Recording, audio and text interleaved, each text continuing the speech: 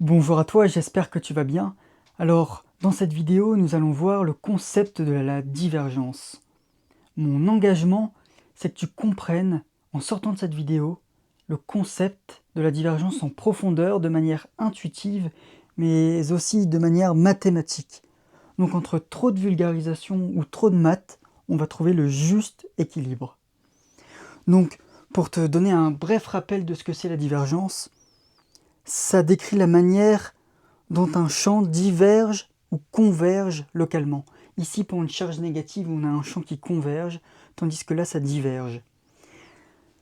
On se souvient donc de l'équation de Maxwell-Goss qui nous dit que la divergence du champ E, c'est égal à ρ sur epsilon 0. Cette divergence du champ E, elle est ici. On voit qu'on peut le noter exactement comme nabla scalaire f. Pourquoi? Parce que déjà, nabla, qu'est-ce que c'est? Ça vient du grec nabla, c'était l'instrument que le roi David utilisait, ça a la même forme, donc les scientifiques ont décidé de l'appeler nabla. Et donc c'est un vecteur à trois composantes, donc de dérivée spatiale, qui attend de s'appliquer au champ, qui est aussi de composantes spatiales fx, fy et fz. Et ça, c'est un produit scalaire, donc quand on fait le produit scalaire, c'est suivant ux, uy et uz, on fait ça fois ça, plus ça fois ça, plus ça fois ça. Et ux et ux, c'est la norme de ux fois la norme de ux fois le cosinus qu'il y a entre les deux. C'est l'angle est nul, donc cos de 0, ça fait bien 1.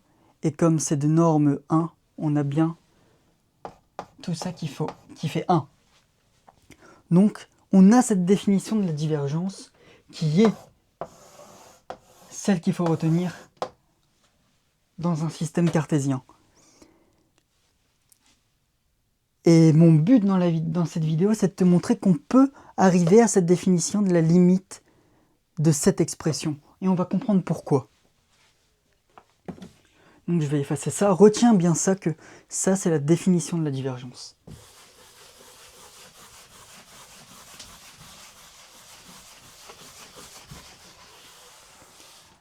Alors ici, ce que je t'ai dessiné, c'est un cube de volume élémentaire dv, qui est dx fois dy fois dz.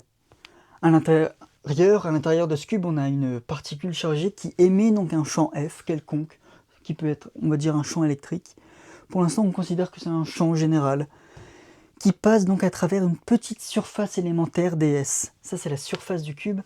Et donc, qui passe à travers donc une petite surface. Et l'idée de la divergence, c'est de dire, on regarde ce qui sort. Donc ça, c'est la notion de flux. On regarde ce qui sort moins ce qui rentre. Et si on a plus de choses qui sortent, on va dire que ça diverge. Tandis que si on a plus de choses qui rentrent que de ce qui sort, si ce qui rentre, c'est la totalité du champ, et ce qui sort, donc 0, on a quelque chose qui converge, comme ici. Et moi, je vais te montrer ici que la divergence, c'est lié à la notion de flux. Et c'est un bon moyen de le comprendre. Donc si on a notre champ qui sort par cette surface ici, dy, dx, la face qui sort, c'est donc f, z en z plus dz, à travers la surface dx, dy, car cette petite surface, c'est un petit dx ici, et un petit dx ici, et un petit dy ici. Donc le champ, on regarde le champ qui passe à travers cette petite surface. Donc c'est ça. Ce qui sort, c'est ça. Et ce qui rentre, c'est f de z en z. Ici, on est en z plus dz pour une petite variation suivant z. Ça, c'est ce qui sort. Ça, c'est ce qui rentre. F de z, dx, dy. Et nous, on va calculer le flux.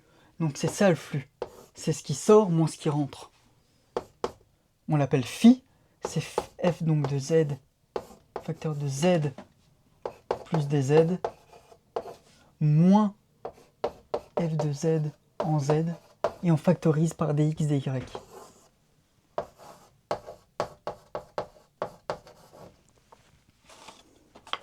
Et là, qu'est-ce qu'on remarque? C'est exactement la définition presque d'une dérivée. Une dérivée, c'est quoi? Tu as ta fonction f de x et x.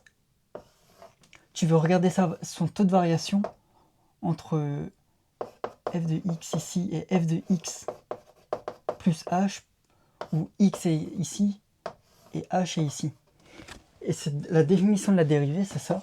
F' de x, c'est la limite quand h tend vers 0 de f de x plus h moins f de x sur h. Et ici, on reconnaît une forme de dérivée, c'est f de x plus h moins f de x, mais il manque h, donc on divise. Et comme on a divisé par dz ici, il faut continuer.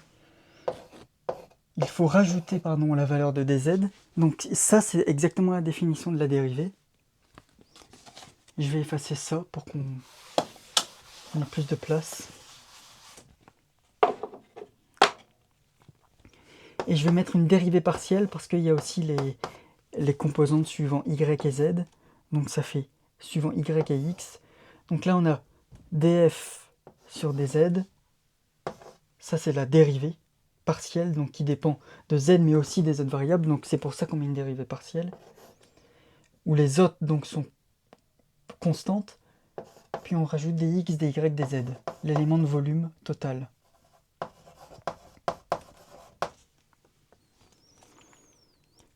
Ça, c'est phi z.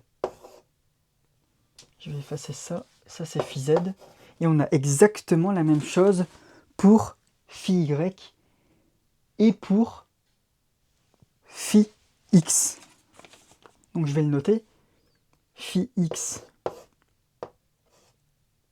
phi y égale d de f y sur d de f sur d de y, dx, dy, dz. Là, j'ai oublié le z. Et voilà. Et phi de x, de la même manière,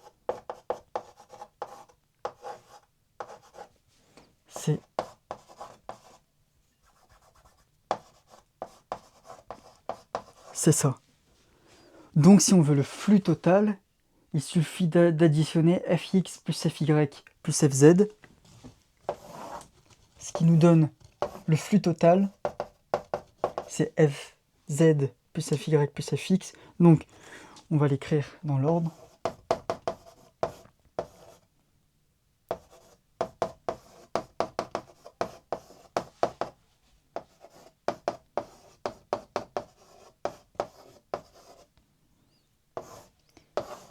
J'ai réécrit ces trois dérivés que je factorise par dx, dy, dz. Mais là, ça, on sait que c'est le volume. dv, c'est notre volume élémentaire, le volume du cube. Or, qu'est-ce qu'on reconnaît là? Ne serait-ce pas la divergence du champ F? Eh bien oui. Donc la divergence du champ F, on a une nouvelle définition qui est celle-ci. Le flux total qui passe à travers une surface élémentaire sur le volume. Et c'est ce qui nous amène d'une manière plus rigoureuse à cette définition de limite quand dv tend vers 0 du flux qui passe du flux qui passe à travers une surface S du champ F à travers une surface ds sur le volume. Comment tu peux comprendre cette notion de flux? Je referai une autre vidéo pour mieux comprendre. Mais tu as ta surface élémentaire ds, tu regardes le flux qui rentre, ça c'est ds, le vecteur ds. Imaginons ton champ F qui rentre ici, le flux qui rentre, c'est exactement cette définition. C'est le produit scalaire, le flux donc du produit scalaire. Et tu vois que si f et ds sont orthogonaux, ça fait cos de pi sur 2, ça fait la norme de f fois la norme de ds fois le cosinus qu'il y a entre les deux, c'est pi sur 2, et cos de pi sur 2, ça fait 0. Donc on a un champ nul. On a la contribution du flux qui est nulle. Tandis que si f est collinéaire avec ds, la contribution totale, c'est f fois ds. Donc c'est le flux total. On voit que la divergence, elle est reliée à la notion de flux. Et donc j'ai écrit une petite phrase pour retenir. La divergence mesure si, autour d'un point, le champ a tendance à jaillir vers l'extérieur ou à converger vers l'intérieur. C'est le flux net sortant par unité de volume lorsque l'on zoome infiniment sur ce point. Zoomer infiniment sur ce point, c'est qu'on tend dv vers 0. Et de savoir si le champ a tendance à jaillir vers l'extérieur, c'est de voir si on a plus de contribution du champ sortant que du champ entrant. Par exemple, pour cette charge positive, on n'a que du champ électrique sortant. On n'a aucune contribution du champ entrant. Ce qui fait que le champ sortant est total. On a donc une valeur positive lorsque la divergence du champ est positive, tandis que elle est négative lorsque la charge est négative. Donc voilà, merci de m'avoir écouté. J'espère que tu as compris que la divergence, qui peut paraître une notion assez floue au début, mais qui est quelque chose de concret et de relié donc avec la notion de flux. La divergence est reliée au flux. Merci de m'avoir écouté.